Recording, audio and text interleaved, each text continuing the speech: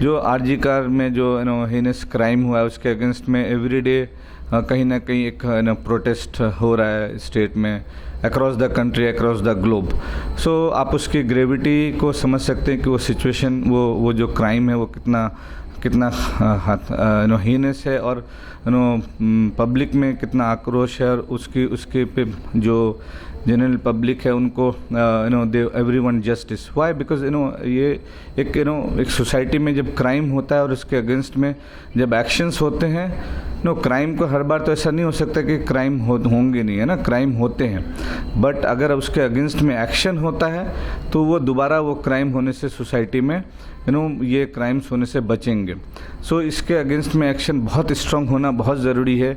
इसीलिए चाहे वो डॉक्टर्स ऑर्गेनाइजेशंस हैं, सिविल सोसाइटी के अदर ऑर्गेनाइजेशंस हैं, वो प्रोटेस्ट मार्च हर दिन कहीं ना कहीं ये चल रहा है। आज भी सिलीगुड़ी में बागे ज्योति पार्क से वहाँ से भी एक प्रोटेस्ट मार्च आज निकला है, कल कोलकाता में था।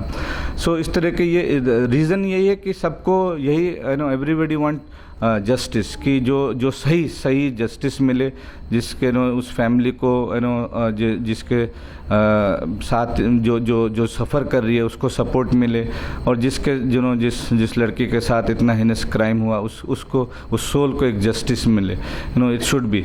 और जब हम स्ट्रांग हमारे अगर जब थ्रू द गवर्नमेंट एजेंसीज जो जुडिशरी है, we believe in our judiciary, that ये हमारा this judiciary, and when they take strong and good decisions, they make us proud, and that's how we make ourselves proud of this nation.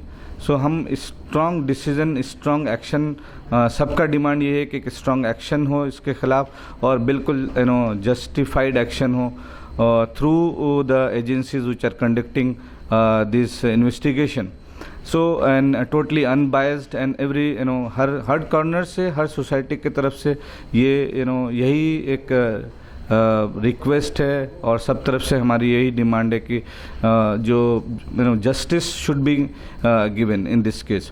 So the reason Bing, वजह यही है कि अगर आपने इस तरह के क्राइम्स के अगेंस्ट में खड़े नहीं हुए, कई बार सोसाइटी में ऐसा होता है कि बहुत सारे कहीं पे एजिटेशंस चल रहे होते हैं, कुछ लोगों को पता भी नहीं होती है। सो अवेयरनेस भी उतनी इम्पॉर्टेंट है, और पार्टिसिपेशन भी उतनी इम्पॉर्टेंट है कि we have the right to dissent, हमारे पास वो we have the right to demand justice. So that's an as a society this is our fundamental right, and this is also our duty to stand and for justice. So that's with that we want justice, and with that I'll end that.